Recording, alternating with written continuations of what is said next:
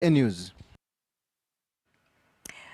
Away from matters education, the northern white rhino is on the verge of extinction.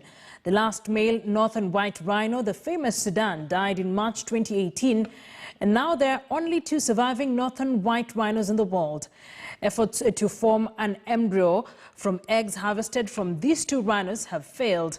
And as Brenda Karubo now tells us, scientists plan to carry out another egg harvest by the end of this year.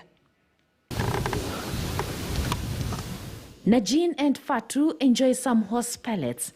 Today, Tawa, a southern white rhino, joins them as they feed on the supplements and carrots. Najin, 31, and Fatu, 20, were born in a zoo in Czech Republic and were brought back to Olpejeta Conservancy in 2009. They are the last 2 northern white rhinos in the world. Scientists hope the change in environment would encourage breeding and boost the population of the northern white rhinos. But there were no successful pregnancies. Efforts to mate Najin and Fatu with a southern white male rhino also failed. Scientists are now using egg harvest as a potential solution. Eggs are drawn out of follicles with gentle suction from the help of ultrasound images and a special needle. The assisted reproduction technique was done on the 2 female rhinos on 18th of August 2020. The scientists collected 10 immature egg cells. 2 were injected with northern white rhino semen, but none of them developed into a viable embryo that could be used for an embryo transfer in future. Putting the northern white rhino females and the males that were here before with the females and see whether they would naturally breed.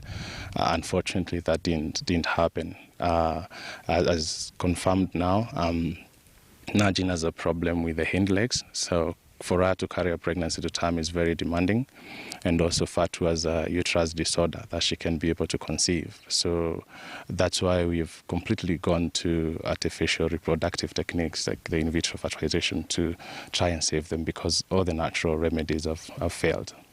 31-year-old Najin has muscle loss because of the time it spent in the zoo in Europe. That makes it extremely difficult for it to carry a pregnancy. So far we have had 3 ovum pickups, 2 last year, August and December, which successfully were able to collect 19 eggs. Out of the 19, they were able to mature to have 3 viable embryos that are frozen, waiting to be transferred into a surrogate mom. The last ovum pickup, which was last month, wasn't successful, collected 10 eggs. Unfortunately, none of them was able to mature. The scientists are, however, optimistic to conduct more egg harvest procedures on Najin and Fatu in future. There are still 3 pure northern white rhino embryos from an earlier egg collection. What we are hoping for is, in the next possible future, the scientists will be able to do the embryo transfer into a southern surrogate mom that's going now to carry that pregnancy to term and give birth to a calf and sort of rear that calf to maturity naturally.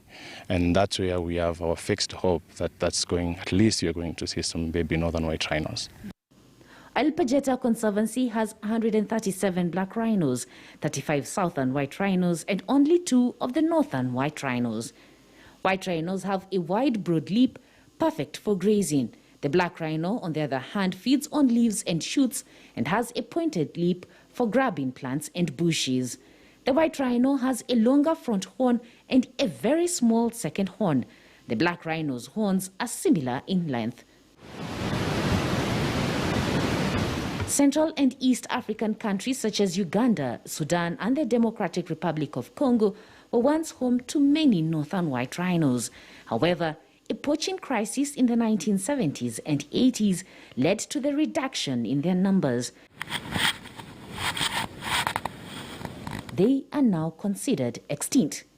The world's last surviving male northern white rhino died on the 19th of March 2018. Here at Olpejeta Conservancy. Najin is his daughter and Fatu their granddaughter. These rhinos are very rare, and pre-COVID they used to attract at least 50 visitors every day.